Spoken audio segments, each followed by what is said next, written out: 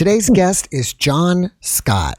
Now, John is a good friend of the program, and he's had a massive NDE with some serious downloads, and we've had a couple podcasts with him already.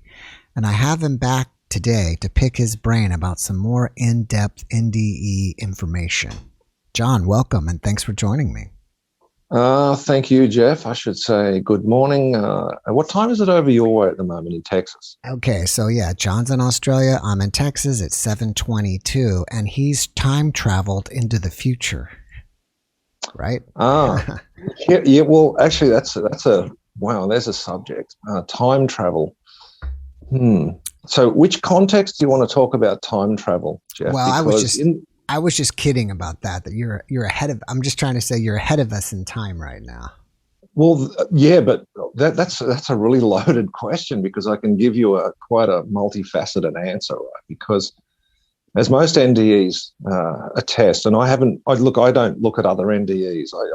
My NDE was 27, 28 years ago. Now I was in my 30s. Yes. I turn 60 next month, or could be this month if it's the first in my time. So, and this is a really good example of time being quantum and non-local. The fact that we start talking about time here, you are sitting in Texas. You're in a completely different time frame, nighttime.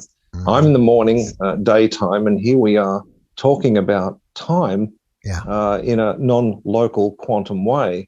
And for me, I have after my NDE, I've had a hell of a lot of problems I don't even wear a watch. I call them a slave bangle as a joke, but I don't wear a watch since my NDE. Really?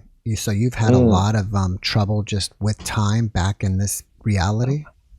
Absolutely. On quite a few levels. And I don't like the word conspiracy, but when I started looking at time in terms of calendars, because everyone has different calendars. You might have a Jewish calendar, which is only a 7,000 year calendar, which is mostly that underpins the whole biblical notion of 7,000 years. I mean, it's not a literal 7,000 years; it's a symbolic 7,000 years. And just paraphrasing here, that a lot of biblical narrative will say things in 7 days.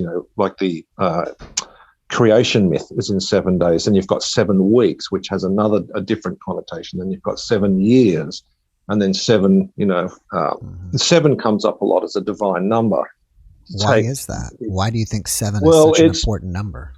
Well, that's a good point, because in my later studies after my NDE, I just didn't have this phenomenal experience. It's like I had to somehow contextualize it. And this is the pre-conversation I had just as before we started here, is I thought, wow, I've had this amazing experience. Now I've got to find out, has anybody written this down? Where is it? I mean, so I was guided to the Bible. I didn't go straight there because I was an atheist. I wasn't interested in reading anything about any religion. And so I went looking, to see if NDEs were written in the Bible, and they're not. They're actually not in the Bible. They talk about terms of resurrection and coming back from the dead. Whether or not we can contextualize that as an NDE or an OBE, that's open for discussion and debate. And that's something for scholars and theologians to work out. For me, I don't need to debate it. The experience was beyond anything that was written in any book. But I've also read, like Bhagavad Gita, and we get back to calendars. They have massive time frames and scales of time. They call them yugas. Kali Yuga, this Yuga, Satya Yuga, all of these different yugas which span thousands and thousands of years.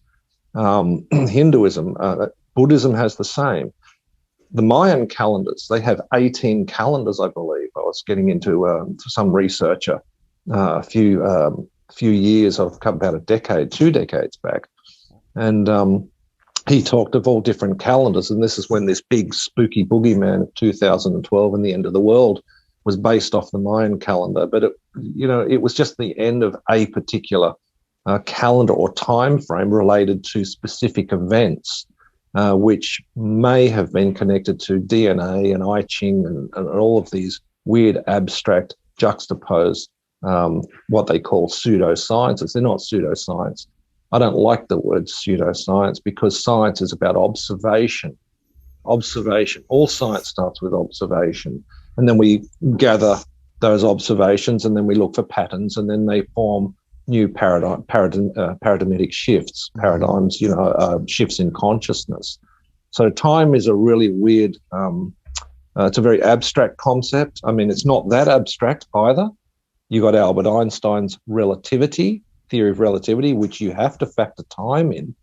And when we talk about time, there's relative time and absolute time. And when they started to do measurements of the Earth's magnetic grid system, which was needed to do detonations in atomics, they put atomic clocks out into space, and they kept one on Earth, and there was adjustments due to magnetism, which hints at gravity, because magnetism and gravity are interlinked. Hence, gravity, time, and magnetism are interlinked. We can go take that a bit further. Mm-hmm. And this is also, with an NDE, you've got to add in that other factor of consciousness. Mm-hmm. So consciousness is another factor yet again.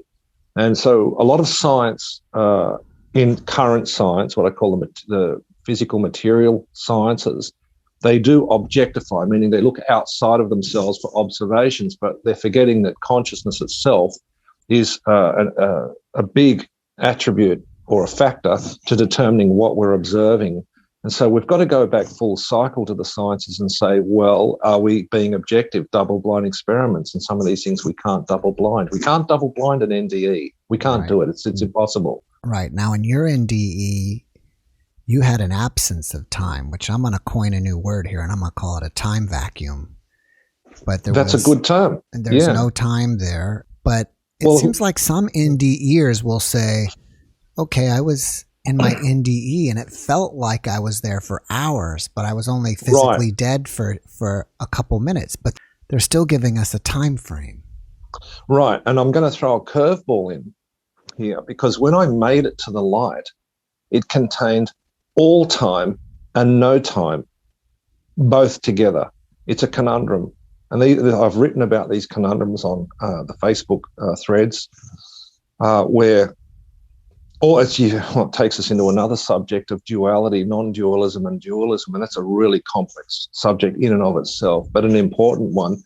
But for me, I can only talk subjectively because I don't talk in gestalts about what other people experience. I can only take it from my own subjective experience, that all time, and that's why when I was taken with the downloads, because I was asking a lot of questions with the light, it had to take me, when I say physical, it took my soul back to a point in time, my point in time, but from God's version, it still exists. It's all happening from God's angle, from the absolute.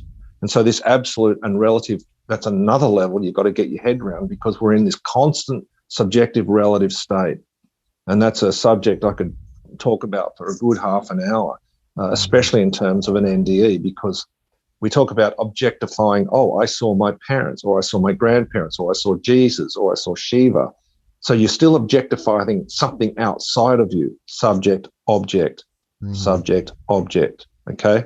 Very important, but when you get deeper into the NDE, as in my case, there's a merging point where there is no subjective, objective. You are merged as one, and you cannot describe it. It's indescribable, because I became everything and nothing simultaneously. The total ego is destroyed.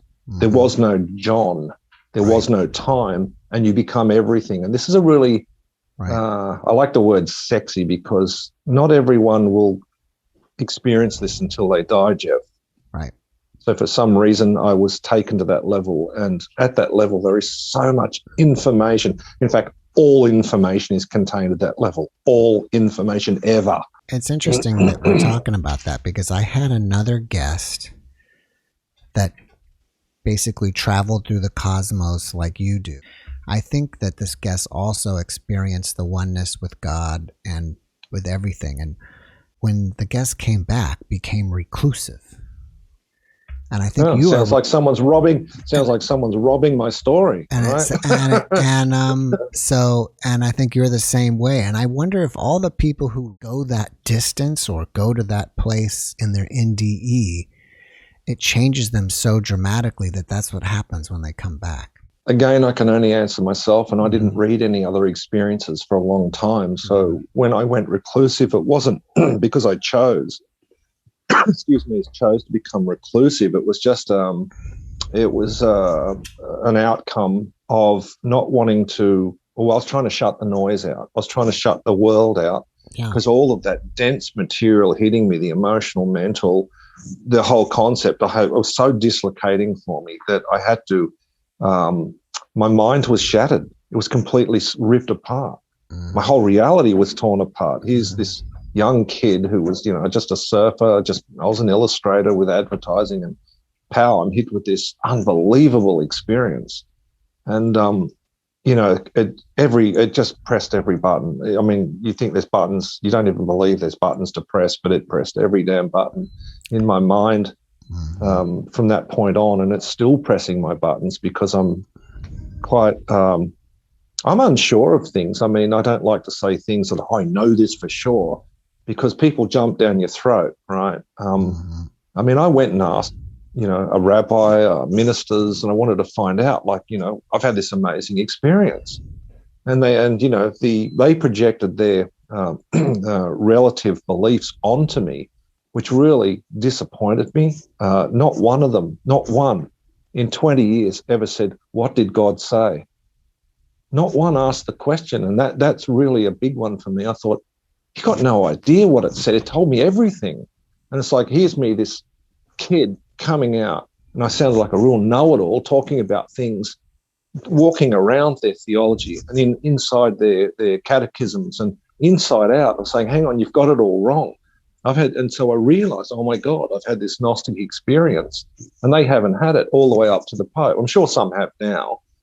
You've got a papal structure, especially in our Western religion, which is basically a pyramid top-down system where the Pope has infallibility, divine infallibility, self-appointed by a voting system by looking at puffs of smoke coming out a chimney. I mean, that's pretty antiquated. It's just like, wow, no. God can actually take you out of your body, as a lot of these OBEs, NDEs attest. You're not even in your physical body. There's no puffs of smoke or anything. It just happens, whether through an accident. In my case, it was a poisoning from a very powerful mushroom. Yeah, a lot of people say, oh, it was a drug. It's like, no. The word drug, philologically, semantically, drug means to suppress, right? Drug caps. And this is another area, you being in the health industry. I talk about the vehicle of, there's sacraments as far as I'm concerned. There's holy sacraments in every religion around the planet. There's something you put in your mouth to change your consciousness. In the case of Western religion, you've got wine and bread, which are symbolic attributes. But I'm getting off track. But I'm talking about, this no time moving into a all-time no time. And then you've got to start to put all of these patterns of what's happened to people and put them together and make some sort of a cosmology, for want of a better word. You've got to find out what really happens when we get across on the other side. Well, firstly, for me, it changed me radically from a 30-year-old, kid who was a nobody, nothing burger, to a really reclusive, thoughtful. I went into philosophy. I started reading rapaciously. I forgave, things I did when I was younger, which I regret. I just immediately stopped. And I just moved off into a very reclusive period of my life. Yeah. And as I said, I don't know everything, Jeff, but you just keep learning. I say that, just keep learning and studying. I'm pretty sure that you did encounter Source, or I guess, would you consider it Source or God? And do you feel like if it's God or Source, did God just download this information, or did you actually have a conversation where you asked questions and got answers? Well, okay, I'll just scroll back to a part of the conversation you said earlier about going somewhere. And this was what triggered me to ask my initial questions, because I'd gone through nature. I expanded into nature through plants, trees, rocks, the planet, weather seasons, and I expanded out into the stars, and then it collapsed in on itself. It imploded and it went dark, and then I was in what some call, well, I would say, now that I've seen a few NDEs, I'd say I was in that dark void. And that dark void is a gap between leaving the human realm, the human consciousness realm in its entirety, And then you're in this space of no energy. And then after that, a gate manifested. And I'll never describe that gate because I don't want anybody lifting that, because these are personal experiences that I can verify, for want of a better reason. And for me, I must have been shown that gate for specific reasons. And then I went through the tunnel, and then I had to go through other ethereal gates. They were like veils or crystalline gates. And they folded and changed, and then I was let through. And so I went through quite a multiple few of these. So in my John mind, you remember this is I'm in my NDE and I'm thinking I'm going somewhere. So when I get to the light, there was this form of telepathic osmosis. It was like osmosis telepathy, meaning nothing was said. It was pure knowing, and it was pure love. And I knew I was home. And I'd been there millions of times before. I've said this in my book. I've said it every time I've commented. I'd been there millions of times, not just once or twice or three, millions.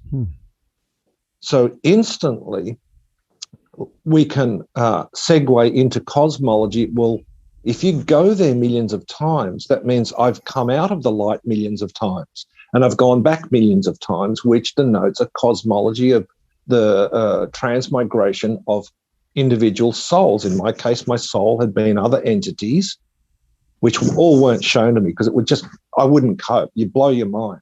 You can't cope. It was enough to see 10 lives. I saw 10 past lives. But when I saw the source, I didn't even know it was God. It was just this sheer light, but it had everything in it, and it was just being. It wasn't pushing, shoving, or there was no dualism in it. It was pure light, and yet within that light was everything that is non-dual. Dualized. It was non-dual and dualized simultaneously. What does that actually mean? Well, and this is where we get into conflict with people's stories about their NDEs, about they're going to go home, they're going to see gran and grandpa and then their grandparents. And then when you start describing it in terms of having different people up there, where's God in all of this? They talk about being in heaven with all of these relatives. Not everyone gets on with everyone. And people say, well, you're going to retain your personality. Are you going to be you? Are you going to be JeffMara when you get over there? Because we've got people we don't like, dislike, people who've had arguments with, fights. There's evil people like Hitler. We just start to get down that narrative, and it's all split and divided. No. God is one. It is absolute. It is everything, void of all dualized concepts. But when we merge with it, when we fully merge with the light, you lose it. You want to lose your identity. I wanted to go. I wanted to remain there. I wanted to stay because it is beyond the love is beyond anything you can imagine. Why would you run away from love? You don't. And you're seeing, everything in me was seen, every nuance of thought, everything I'd done, not just in this life, in every life prior. I just knew it. It didn't need to be said. That's that telepathic osmosis. Absolutely gobsmacking power and awe from my, it had power, but it was like an anti-power. It was an anti-power, but a power at the same time. Another one of those conundrums. This is why people, when they do try to talk about it, it comes out like gobbledygook. It sounds jumbled. It sounds crazy because there's no logic to it. And yet it's logic because we have all come from it, or our soul has come from it. But I have a completely different view about the soul now. I don't believe the soul is a solid thing. And why I say that, it's kind of like bits of spaghetti, subtle strings of spaghetti jumbled together, right, through processes, cosmological processes. Then that little piece of spaghetti is sent down as a ball, right? It's a subtle ball of energy, comes down and then impregnates into an earthly ape body. I call it an ape body because it's so ape-like, like the animal kingdom. And so you've got this little tiny minuscule speck of light in you. Now, everyone has one. Doesn't matter if you're evil, good, whatever. Everyone has a piece of light in you. It's just how it works. But the cosmology of that spaghetti unraveling when you go through these different, this long journey. And Jeff, what I realized intuitively, that I was actually traveling through my own subtle body system. This was a revelation that I discovered 10 to 15 years afterward. I wasn't traveling anywhere. I was in the same place, physically in the same spot, because God's everywhere also. Mm-hmm. So what you're doing is you're going through dimensions. You're expanding into those through your subtle bodies until finally you reach that final, what they call the logoic or God body, and you become God, and God is everywhere in everything. Where I differ philosophically in terms of philosophical application is I'm a panentheist now. I think that would be the closest description, as opposed to pantheism. Mm-hmm. Panentheism is immanent and transcendental. That means there's a transcendental aspect to deity at the absolute, whatever you want to call it, source light, which can always move out depending on your relative spiritual growth and the collective human growth. So this allows for individual growth, but collective growth, which is a huge and vast subject in and of itself, because, in fact, there's a Jewish metaphysical treatise on this. I was just looking this up this morning, called Pasufim, which means many faces of God. Now, a lot of Christians don't study this stuff, but it was an ancient Jewish mystical which underpins Christianity. And they talk about the multiple spheres, they call them spheres or shells of God. And as we break a new shell, we emerge into another shell individually. We keep breaking these shells and we grow. And these shells are like electrons. They're negative. You break through and you make a breakthrough, but that's not the end of the story. The shells are infinite, absolutely infinite. And this is what does people's heads in, and they can go mad. I went slightly crazy on return, I admit it, because I was just like, boom, you get hit with this holographic knowledge. Mm-hmm. You get hit with everything at once. So the problem, we go back to time again. I've come from this holistic no time, all time. You've got to bring it back to consciousness, which runs in linear evolutionary processes. A follows B, follows C, follows D, right? That's how our consciousness empirically grows. But Carl Jung covers a treatise on synchronicity and I think he talks synchronicity and augmented psychic functions, where B, A, D, and C come together in a cluster event, which defies logic, but it's still illogical but logical, if that makes sense. You have these beautiful synchronistic events in real time down here. You think, oh my God, and it all happens at once. And you think that defies logic. That's a good place to be. That would be the closest we can get to an augmented reality whilst fully conscious, if that answers the question for you. You were talking about dualism, and my interpretation of dualism is someone that believes that we have a body and then our consciousness is separate from our body.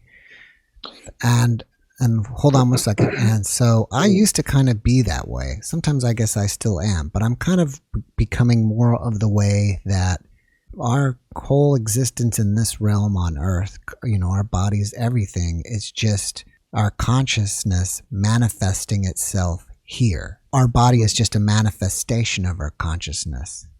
So let's break that down. Instead of being separate. So you're talking about consciousness from, because the brain is only a hard space, okay? And this is where material science is struggling at the moment, as to whether consciousness is separate from the brain. And this goes into all paranormal activity, dreams, astral travel, right? OBEs, NDEs. And so this is a big hurdle. This is a big hurdle for materialists to get over. They won't have, they're all going to run that last hurdle when they die. They'll find it, but that's too late. We're on a philosophical note, we're meant to cross those hurdles before we die, because we started dying on the second breath that we are born. We are dying in physical form. So you talk about the physical body is decaying from the day it's born. It starts to, yes, it grows, but you've got cell division. With consciousness, and this is a really good point where we talk about, and I try to bring this subject up quite often, about pre-existence of the soul, which by extension would be pre-existence of consciousness itself. because consciousness and soul must have a link, because the soul is not just a soul. What does the soul consist of? This is why I was talking about the soul before in terms of spaghetti. Well, I've sort of subtly determined that you've got, well, the causal body is one bit of spaghetti, and the causal body carries over from consecutive incarnations, okay, previous lives. So that's a form of consciousness, but you've got mundane consciousness, earthly consciousness, which is attributed to the five sense perceptions: sight, smell, taste, touch, and what's the fifth one? What did I say? Taste, sight, smell, touch. I can't remember the fifth one. Hearing. Thank you. So you've got these five senses that we need to work on this dimension as physical, bipedal, hominids. That's what we are. We're part animal and we need them. We've had them for millions of years. All animals have these sensory perceptions. When you're dealing with these subtle forms of consciousness, which we've all had when we really sit down and question people, when you say, for example, you have a dream consciousness, dream consciousness itself, Jeff, can separate away from mundane emotional feedback loops from the daily or mental feedback loops from daily working with your five senses, so people can get dreams about what happened in the day. When you breach into these weird areas of consciousness, and I am getting to your point about the separation of consciousness, sometimes people have dreams of future events. Sometimes they're good, sometimes they're not so good, like an accident, or sometimes they win lottery or whatever. So they've breached the time envelope. This is when it starts to get into illogical forms of consciousness. Other areas, premonitions, or you might get someone that's going to ring you up. You know who they are. This is when you start to get into these weird areas of consciousness that are considered pseudoscience, if not even non-existent, according to psychologists and modern mind research. But that's starting to change. That is starting to slowly change. I mean, everyone has these dreams. They're subjective. Not everyone has the really profound experiences of an OBE, but I mean, I think Joe Homsey and I did a radio interview on Caribbean radio, and he said there's over 1 million NDEs a year. And this is just people who are actually declaring them, Jeff. What about the ones that don't declare their experiences? I can't prove that consciousness exists outside of my mind and my body unless we get veridical NDEs, and this is why they're so exciting to talk about. Veridical NDEs, they see things that they could not have possibly seen from their vantage point and under anesthetic or whatever. So this is why it's exciting research, and there's only a handful of people that are actually doing this in a meaningful scientific methodology. For me, I'm not interested in that, but that's the early phases of this new consciousness versus mind research, and it is a very exciting area. All right, well, I'm going to pin you down here. So do you believe that your body here is a manifestation of consciousness, or do you believe that your consciousness is separate from your body? And especially when you have your NDE, you just went somewhere else, and now your consciousness is here with your body. Okay. Yeah. Well, yes, I believe that, yes, my body is a form of consciousness. Yes. The densest form of consciousness. It's a body, yes. So it's a manifestation of it in physical reality. Yes, and it can change. And this is why they say that if you can access the subtler forms of your consciousness, it filters down, and there's an actual process to this where it goes top down, inside out. Okay, that's a very good thing to write down. Top down, inside out. That means spirit first, or consciousness first, in all its forms, but that's augmented on a ladder of scale of, this is the topic of NDEs, OBs in general, but it comes down into you, into your soul, into your subtle body system. Then it manifests through your bio-survival body, this spacesuit, right? So yes, you can change your physical body because it is connected to your higher consciousness. Well, you would think that most people are, but most people are veiled, and many people are. I can't say most because I'm not an actuarial, but many people are veiled. So they go, "Oh, this is all rubbish." I said, "Yes, that's in your relative subjective viewpoint now, but guess what? In 10 years' time, you're going to say, oh, It happened to me. And that's exactly what happened to me. Right. I thought stuff was rubbish. And then it happened to me. I thought, oh my God. Right. Maybe that's why, one, the placebo effect works, because it's changing your consciousness and mental state. You believe in it, it works. And two, maybe that's how people have medical miracles, because either they believe something or some other being does something to their consciousness, and then they end up having a medical miracle. Spot on, 100%, Jeff. I mean, look at Anita Morjani, classic story. I've seen her YouTube videos, a couple of YouTube videos. For the viewers who've not seen her story, great story, go and watch it. I mean, she had cancer, riddled with cancer around her throat and these tumors. She was in a coma, I believe, and then she came out of the coma, and all the tumors miraculously just cured themselves, because it was a major, major shift in her consciousness from the spiritual. And this is why it's so important to get a spiritual epiphany. But remember, don't lock on to the spiritual epiphany as the be-all and end-all to define your reality, because they're relative. Every spiritual epiphany seems to be relative. And some say, well, according to your prior beliefs. That's not true either. If we really analyze that, I was an atheist, but I was given insight, taken all the way. And so I thought, oh, well, I perceive it was all the way because I got to the light and I had this monstrous telepathic download and discourse with it. I asked questions. I pounded it with questions, which not everyone gets the chance to do that. You know, from anecdotal and reading anecdotal, many of them get sent back. Many get sent back. I was sent back. I said, no, I don't want to go back. And they said, it's okay. We're always here. We're always here. Always means always. You just said that you asked questions. And who are you asking questions to? The light. Okay. The light directly. So that's the first thing I said. When you're saying to the light, you're saying to God or to Source? Yep. This is, again, there's different levels of telepathy, and this is another interesting subject. There's this knowing level, osmosis. It's like you walk in, like I'll try and give you a metaphor for that. You walk in a room, you see two people, you know they've just had an argument, yet you heard no yelling. How do you know that? Because you're picking up this energy of it. You go, ooh, the energy's not right here. Well, that's amplified by a lot when you get on the other side. That kind of feeling is amplified.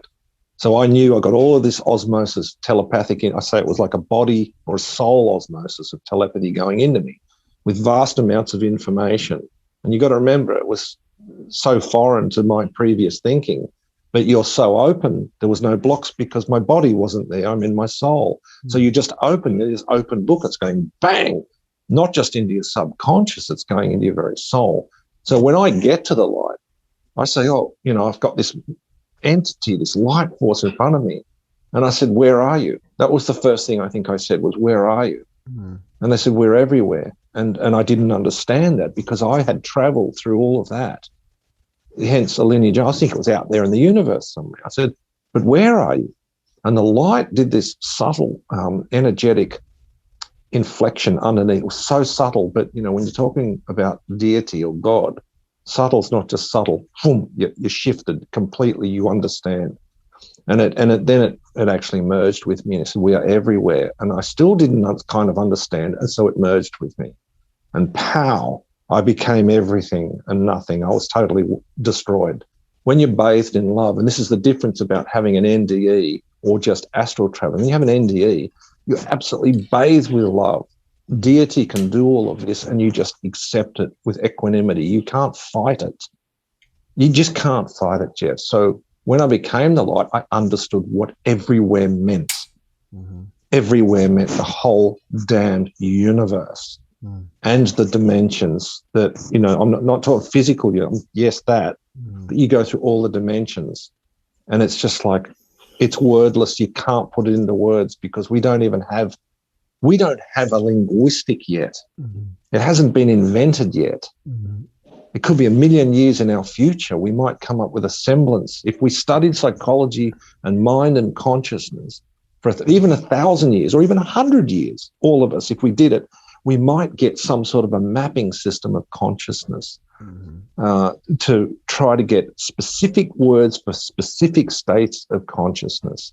But when you get beyond that, that five sense perception, and we go back to, consciousness mind relationship.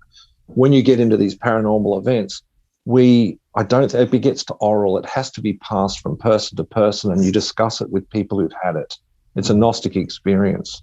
So I think I was just going on a similar subject.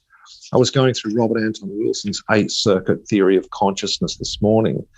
And there's 8 full circuits, but it's not until you get to the 6th circuit of consciousness, which most people aren't on. It's quite a level. It's a meta-programming circuit, that's when you get into relativity of realities. It's a little bit like Neo taking the red pill and everything starts to break down. That's the 5th circuit, and then he has to start reprogramming and putting in the kung fu, and Tank is uploading new programs. Well, that's the meta programming. You're reborn, and you have to actually put all these new programs in. So yeah, right. All right, let me change something here with you. So you're saying that you're not really going anywhere. You're still here, but just changing dimensions. So do you think that when people are traveling through the tunnel, the tunnel is just an interdimensional travel system? That's a good question, and I've actually. From a subjective personal experience, I felt I was going through the silver cord. And the silver cord is mentioned in the Bible as, once the silver cord's cut, you're dead. But you can still have a near-death experience if your body can be sustained and remain alive physically. Your little spacesuit down here has to be, fed, watered up, all this sort of thing. So there's only a set amount of time that your consciousness can fully sever from the body before the body starts to decay. Now, this is why we can have these experiences. So just go back to that question again, because I really want to pinpoint the actual answer again. I was saying that, do you feel that when people are traveling through the tunnel, the tunnel is an interdimensional traveling system? Okay. Yes, I do believe that, but I believe it's possibly the only straight line in the universe back to source is through the tunnel. Because light is bent. Light is not straight. Light bends all over the shop due to gravitational waves. Also, consciousness is affected by gravity and all of these physics. Metaphysics and physics are very similar. So this is why direct answers are sometimes so powerful and simple, people don't get it. The answer to all of the questions, love, Love. I'll say that again. That's the answer. That's the answer, Jeff. Love. Love everyone. Love God. Now practice it. Different kettle of fish. You've actually got to, work on your emotional medicine. So the tunnel, yes, is connected back to light directly, always, until you physically die and you actually go back up and you're going back through your own string, which comes from your crown. And that's why it's always good to die a nice, comfortable death, because I have read about, like in my personal life, I lost a partner and daughter in a car accident. And we talk about how you die can affect what you see, okay? So the proper death, in theory, if we're all aged in our 80s, 90s, whatever, in our twilight years, we get the luxury of dying slowly, and we get to see the stages, and we might even get help that's coming from the other side, like grandparents or relatives or an angel or whatever. And I've theorized why. It's only in my opinion. It's not whether it's a hard fact. But I think that a lot of people would find it hard to navigate past certain aspects of the NDE, like the black void, for example, or getting to the gate. And I'm sure that they come down prior. They're way, way, way down denser. They're in your etheric field right there, and then you can see them. They manifest, but they're only allowed to do that right at the last 3 or 4 days of someone dying. Boom, these people say, ooh, and then they'll take them through the tunnel together. So that your relatives become guides. Now, the merging process, when you get right to the light, that's another kettle of fish. If you physically die once you merge, and this is when we get into the cosmology of whether we all go to heaven and stay there, or does reincarnation exist? This is where we have a clash of ideologies. I'm a reincarnationist now. I had no preconceived beliefs because I was an atheist. I can't lie. I saw I experienced that I had millions of lives. That was a given, and I accepted it. And so, so we all go through the tunnel, Jeff, to answer that question. We all must go through the tunnel when we die. When I say all, I can only speculate that would be the path home for everyone, whether it's dogs, animals, ETs, humans, because we all have these strings. Mm-hmm. Now, the strings pass through the dimensions. It's a little bit like string theory in quantum physics. You've got string theory, then you've got holographic theory, interdimensional theory.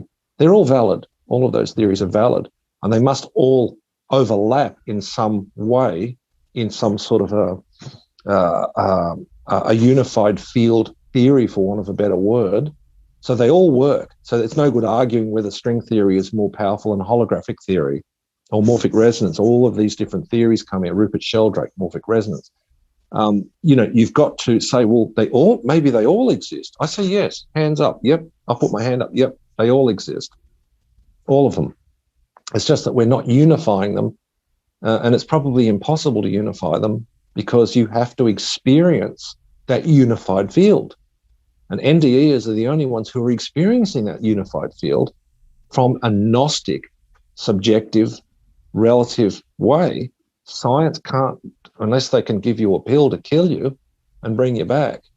See, but we're dealing with metaphysics, and metaphysics has different rules, especially when it comes to causal karmic bodies and all of these subtle bodies and astral bodies, celestial body, logoic body, blah, blah, blah, blah, blah. Mm. If that makes sense, yeah? All right, let me ask you this now. After doing over 100 of these podcasts, and I've just kind of start to collect my own personal data on people's experiences, it seems like there are 3 or 4 different levels or outcomes of NDEs. I'm going to tell you them, and maybe you can fill in any holes for me. It seems like level 1 is you kind of just pop out of your body and you're just hanging around your body, and then you may see some strange stuff. You may see entities. Your environment may kind of change, but then you eventually go back in. Level 2 is you're out, and then you go to the black void. And that, for the most time, is a peaceful place. Some people may experience a lot of love. Sometimes they'll see entities there, and then they'll go back. And then level 3 is they make it to the tunnel and go, to worlds or to other dimensions. And level 4 is they'll go through the tunnel and go all the way to source. What am I leaving out here? Yeah, that's a pretty good that's a pretty good analysis, I'd say. I mean, okay, let's talk about the OBE. And if we want a solid 100% answer, and this goes back to consciousness separating from physical, the OBE is a given. Everyone who's had an OBE, that's not necessarily an NDE, but it kind of is, because if people have died on the table or whatever, or organ failure or whatever, technically they've had a near-death experience. But the OBE that's when your consciousness separates from the physical. So that's a given. That's 100%. We know that now, that the soul can survive, or consciousness can survive the body.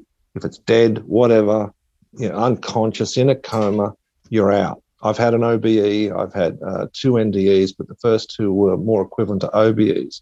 I call mine an NDE only because, technically none of us have died, have we? None of us has actually permanently died. So they're technically all OBEs, if you want to play with semantics. People say, oh, yeah, my heart shut down. I said, yeah, but they brought you back after 7 minutes, so your brain didn't shut down. So technically, no one's actually died physically, gone into the ground, and then a year later popped out of the grave, dug their way out and said, hey, guys, what do you physically survive on? I mean, I'm being facetious here. So technically, we've all had OBEs. So the term NDE was coined by some Raymond Moody, I think it was, or one of those. I didn't even know what an NDE was. But when people started describing the third and the fourth aspect that you posited there, the tunnel and the source, I thought, well, I've been through the tunnel and I've spoken to the light. So, okay, so that's what NDE. And then I found out the statistic through Joe Holmes. He said only about 4% actually go through the tunnel. 4% out of all NDEs recorded That's just a throwaway anecdotal statistic. I'm not a statistician, so maybe someone can actually, the viewers can come up and say, well, or in the comments, they can say, well, it's 10%. So, well, I'm not into percentages because that part doesn't bother me. But yeah, the void, a lot of people talk about the void. That's the second part. So the OBE, yeah, from what I gather, is you can see relatives, you can see deceased relatives. But the danger here is people then project the cosmology onto seeing those relatives, saying, oh, well, and if you say you're Christian, they'll say, oh, well, they come from heaven and they basically, they're going to take me to a place later. But that's what we've been trained to be told through religion and their catechisms and their cosmology. That's fine. I'm okay with that. I'm not against Christianity at all. I just think there's been a few edits out of Christianity which I'm not comfortable with, namely reincarnation, because when we get into technical Christian speak, can we define what immortality is? Because that's meant to be a salvationist, eschatological, that's end time reward or punishment, either hurled into hell or given immortality through what process? What's the process of immortality? Let's debate that, with some of these theologians, and they can't because they're taking it from the word, and the word just says, oh, you'll be changed in the twinkling of an eye. I think that's in the book of Corinthians. Well, what does that mean, changed in a twinkling of an eye? Consciousness is the only thing that can change in a twinkling of an eye. It's a realization. How? Do you get what I'm saying? Because physically, nothing changes that quick. In some rare cases, like Anita Murjani with her NDE, she cured her illness, but it wasn't instantaneous, but it's a medical miracle as far as I'm concerned, which gives it a veridical aspect.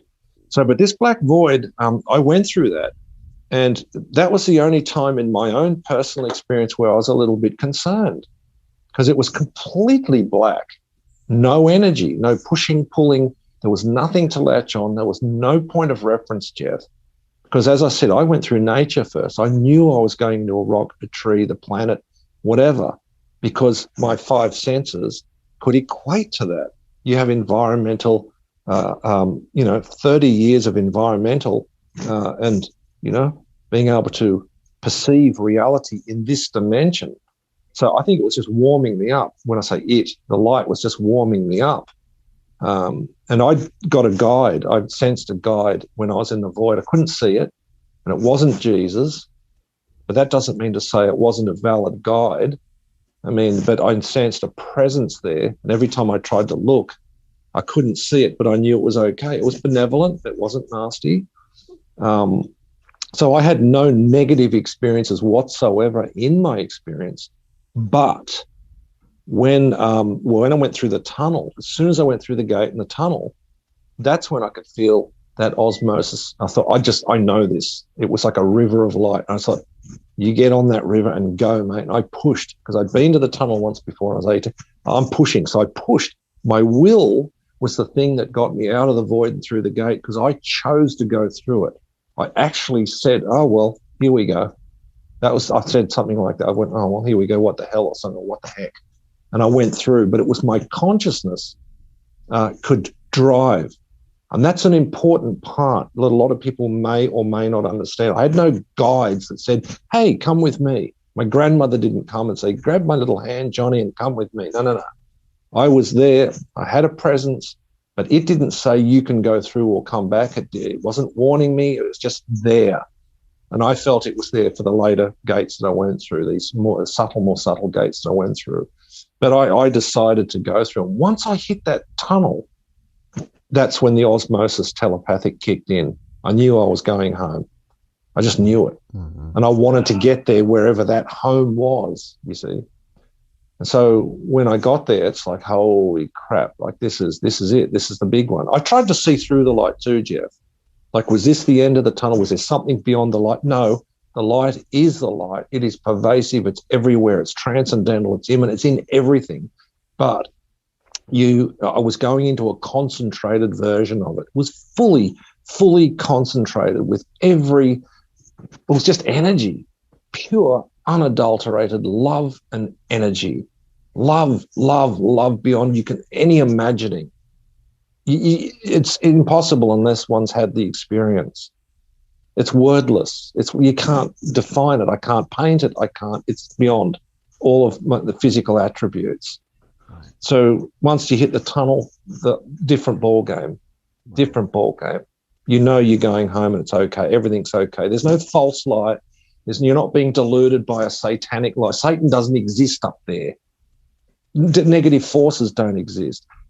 There's no duality except your soul and God. And then you go into when eventually if you merge, you know you want to merge. You want to lose your identity. You want to stay. It's home. You don't want to come back to this freaking hell realm down here with guns and shooting and rapes and murders and God knows what else. Why would you want to come back to that? And look, even if we put a religious argument on it, when people say they saw Jesus or whatever, that's fine, fantastic. But in the Bible, it says Jesus will return. How come no one asked him, when are you coming back? Well, he may not come back. Who would want to come back here? Jesus has been once. Jesus or Buddha or whatever, they come to the hell realms. They conquer the hell realms in the physical form because it's so hard. So when they say, follow me, they're not saying follow you in a Tupperware religion and bow down. They're saying, do what I did. Conquer all your sexual desires. Conquer your physical desire bodies, your lust, your greed, all the 7 deadly sins. Conquer those, and you're getting closer to leaving this dimension in physical form. You can go to heaven in physical form. And they don't teach you that in the Bible or at church. You can get to heaven in the physical. There are multiple heavens. There's 7 heavens in the literature, metaphysical literature. It's in Islam still. They've got the 7 heavens. Oh, go and read it. Google it. It's all there. Muhammad went through the 7 heavens. Enoch, biblical patriarch, he went through all the heavens. Jesus conquered hell. He went back to heaven. But, and then he said, I'll come back. But in what form was Jesus or these people going to come back? He said he'd come back. He said he'd send a helper in the form of Holy Spirit. Now, Holy Spirit has been bathing the planet for 60 to 80 years now. And that was the time, what I feel, in my subjective opinion, reading theology, I believe that was the time of Pentecost, which is actually a Latin word, I think, or a Greek word. But penta meaning 5. So, but basically I'm getting off track. But this Holy Spirit, define it. During the time of Pentecost, Holy Spirit hit men, sons and fathers, right, daughters and mothers. It bypassed Jesus because it was the Father itself bathing us with Holy Spirit. No, Jesus was involved because Jesus is Holy Spirit. And then we get back to non-duality again. If Jesus is Holy Spirit, if we see Jesus as an anthropomorphic image, it may be just for your subjective beliefs. If Jesus was Holy Spirit, he would be light. Now, there is a section in the Bible that said God has no form. I can actually even quote it. I've got my book here. If anyone wants to see that I think I'm anti-Christian, don't kid yourself. I study the Bible every day. Wow. I've got I've got 4 of these. I've got 4 of these, right? From the King James Version, I've got every version of the Bible. That's a 1980 version. 1980, that's an NIV. Now, that version, there's been changes since then. I go and look at the modern version, and they're changed. They've changed a stack of stuff, subtle changes, which have decontextualized books. Yeah, look at the Catholic Bible. There's 14 books more than the actual Protestant book. You've got things like the Filioque controversy. Again, this was the centralization of Jesus as the only Son of God. People say, oh, the Bible's never been changed. Bull, Jeff. The Bible has been changed so much. Even by omitting books, you've changed it. By omitting stuff, you've changed it. And it says anyone who changes the book gets set. Now, I could go into this on a much deeper level when we talk about deaths. People throw Hebrews 9:23 or 9:27 at me. It's attributed man to die once and then the judgment. Well, you can't have judgment on the other side because they talk about a day of judgment. There are no days on the other side. There's no time on the other side. They're talking about down here. Every judgment's down here. They talk about the first death and the second death. Nobody wants to talk about this. I've spoken to theologians. They don't understand it. What's this second death? What's the second death? It's mentioned 3 times in the book of Revelation. So when you're talking about deaths, I think we're talking about death of the ego. So you die to Jesus. That's your first death through baptism. But then there's this second death, which is by Holy Spirit, right? This is, as I said, it's the second death. It's Judgment Day. I think we're looking at the same, this Judgment Day, this Holy Spirit, when we all get individually tested, all of us. Even NDE, even I'm an NDE, I get tested. Trust me, I'm not perfect. No way, I am not perfect. No, I am not perfect. Only the light is perfect. I'll admit it. And it says that in Scripture. It says it in the Bhagavad Gita. It says it in Hinduism, Buddhism. The absolute is absolute. They're all saying the same thing. Native American, they have Tunkashla, which is grandfather. They have Wakantanka, which is the great mystery. And the great mystery is perfect. We will never figure it out. Don't kid yourself. Nobody has all the answers here. Yeah. Some we get close, but when we think, I've got it, out the fingers, and, Heyoka medicine kicks in and you're getting kicked up the jacksie, you're getting kicked up the butt. You think you know everything, watch this, boom. You think, oh my God, be humble, mate, be humble up again. So I'm the first to admit, yeah, I've had this profound experience. I even questioned, why the hell me? You got the wrong person. You got the wrong person. I don't know anything. People can spit scriptures back rote by rote. And I go, oh, wait, I can paraphrase stuff because it's in my heart. Right. I can paraphrase because I know what it means. And I used to say to people, I got to the point where I say, well, what covenant are you in? And they go, what? And I was being a bit facetious and my ego was kicking in. And say, well, I said, well, there's 7 covenants and I'd love to go to court. I would love to go to a court of law, whack my hand on the Bible and say to the judge, yeah, Your Honor, I'm quite willing to tell the truth, the whole truth, and nothing but the truth. But which covenant are we in? Which covenant will you be representing today? And if he says what, I say, I'm sorry, court adjourned, because there's no ignorance of the law. I'm putting my hand on a divine book. Are we under divine covenant or secondary law, which is the book of Deuteronomy and Leviticus? They were all bylaws, which, I can go into this whole rabbinical exegesis that happened in 400 AD, where the Talmud came out of study of Torah. So they wrote exegesis, which were bylaws, 211 mitzvahs. That's laws, right? They've got 213. They nicked 2 of the laws from the Torah, which were the 10 commandments. So are we under the Mosaic law, or are we under Deuteronomy, which is man's law, secondary law, like council and legal? And what I've found is most of our legal system, common law, is based off Talmudic or actually secondary law from the first 5 books of the Bible, Deuteronomy and Leviticus. A lot of people don't know this stuff. I've got lawyers who are family friends. I said, why do we put our hand on the Bible? What's the connection between common law and the Bible, which is divine law, right? So if they don't know what covenant we're in, so I like specific covenants. So then I know where the judge can be coming from and where I'm coming from, right? So I'm not being a smart ass for the sake of it, but this you need to know this stuff. Covenants. Are you in the Adamic Covenant, which is the first one, where the snake spoke to Adam and Eve? That's the first. We already broke that law. So apparently we're all under sin. Well, the word is shin. It's not sin. It's shin. So that word's been tampered with. So even when we start talking about names and words, all the names of God have been changed. And this is something I wanted to talk about when I do have discussions with Christians. I say, Jesus is the only way. I said, well, I'm sorry. Let's look at the word Jesus. Yeah, well, before we get into something really heavy, I'm going to have to cut you off because I'm running out of time. Oh, no, we're running out of time. Yeah, okay. I'm almost over time. But before I go, I want to plug your book. Your book's called God's Mountain, right? Yeah. God's Mountain. It's on Amazon, Kindle, and paperback version. Right. Yeah. And John is also a terrific artist, and you can see his artwork on johnscott.com. johnscottartist.com. There we go. johnscottartist.com. So if you want to find out more about him, and are you public on Facebook? If someone wants to chat with you on Facebook.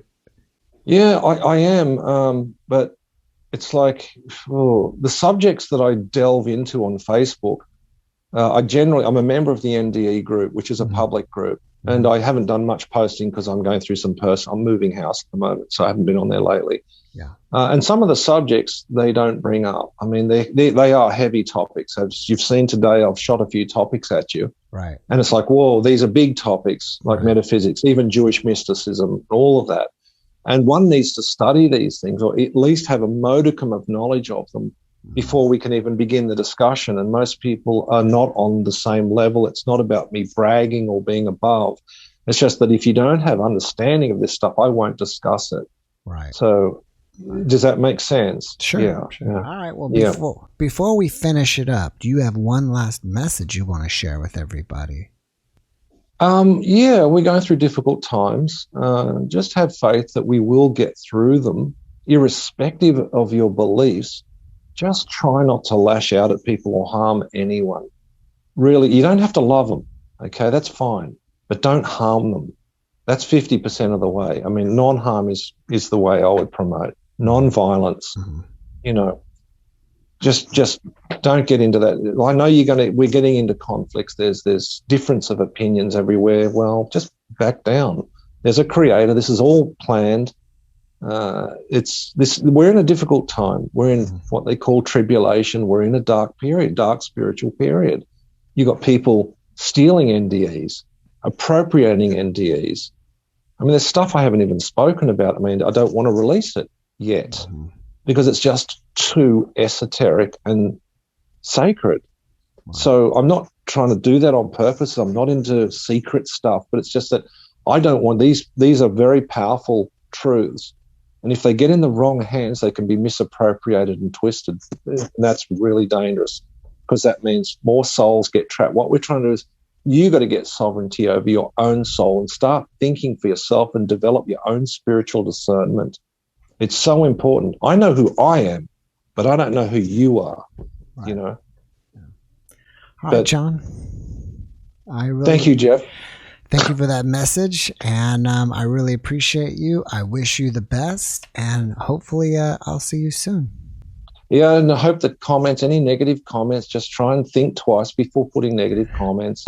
Please, people, it's like we all have our own subjective opinions. I've got plenty of them, and I'm sure many people out there do too. But love and light to everyone, Jeff, and thanks for having me on for the 4th time, mate. Yes. All right, brother. Okay. You take care. Okay. Thanks, Jeff. Cheers. Bye-bye.